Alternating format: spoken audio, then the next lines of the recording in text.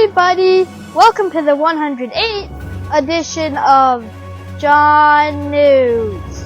My name is John Whitman, and I'm coming to you from my school, Ephesus Elementary School in Chapel Hill, North Carolina.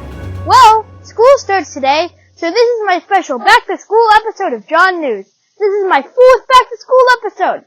I spoke with the principal and the assistant principal of my school, and we talked about some really important topics. Let's take a look. Hi, Miss Boyer. Hi, Miss Banks. Welcome to John News. Hi, hey, John. Are you ready for school to start?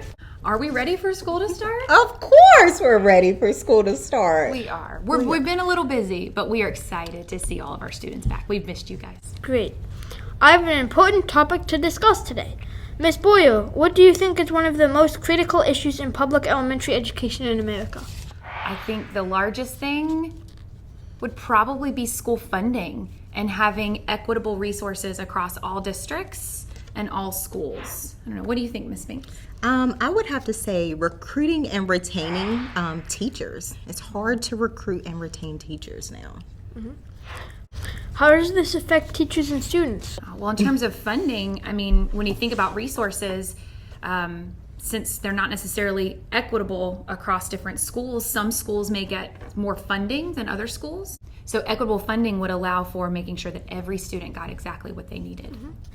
And what are the things that the students need? One example would be more staff to teach smaller groups, for example. If we have a lot of students who are struggling to learn to read, if we had more staff, those groups would be smaller, and those teachers could have higher impact on their learning. And Ms. Boyer, what about the administration? Well, if I had more money, I could spend more money. No, but I think, Ms. Binks, you brought a good point up about teacher recruitment and retention. How do you think that affects our job as administrators and then their job?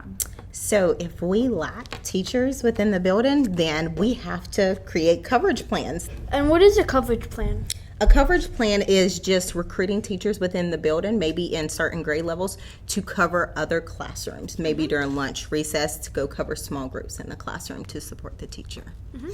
And Ms. Boyer, you said that if you had more money, you'd spend more money. What would you spend the money on? Providing more time for teachers to plan. Mm-hmm. I think that one of the issues with recruiting and retaining high quality teachers is their time to plan and adequately prepare for the students that they teach. So they need more time for those things. In some of my classes, there have been kids with autism or with hard of hearing. How do you meet those kids' needs? Great question. Providing adult support where appropriate is important. Being able to provide the structures that they need, the checklists that they need, the breaks that they need, all that requires highly trained staff who know how to work with them in a way that allows them to access everything, both in their general curriculum classrooms and then also in their classrooms with small groups as well. Mm-hmm. What do you think, Ms. Binks? If we have extra funds, we can provide professional development for those teachers and provide support to come in to model these things. So, Ms. Binks, is there anything else you want to tell my viewers? Having diversity in education, so recruiting those people that look like our students. Mm-hmm. You get to have the last word, Ms. Boyer. In order to support public education, it starts from the very beginning. Mm-hmm. It starts from when children enter into public ed. It starts from getting involved in your kids' schools. Go tour the schools. Go see what these teachers are doing to work with kids every single day, the hard work they put in, because public education is a great place to be. It's a great place to work. Yes, it is a great place to be. Well, I'm looking forward to the school year.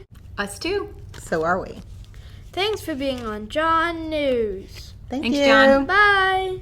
And that's the good news. Until next time, this is John Whitman signing off from John News. Click the like button and subscribe to my channel. Do it now! If you do that, every kid will have a great school year. So long, everybody. Bye.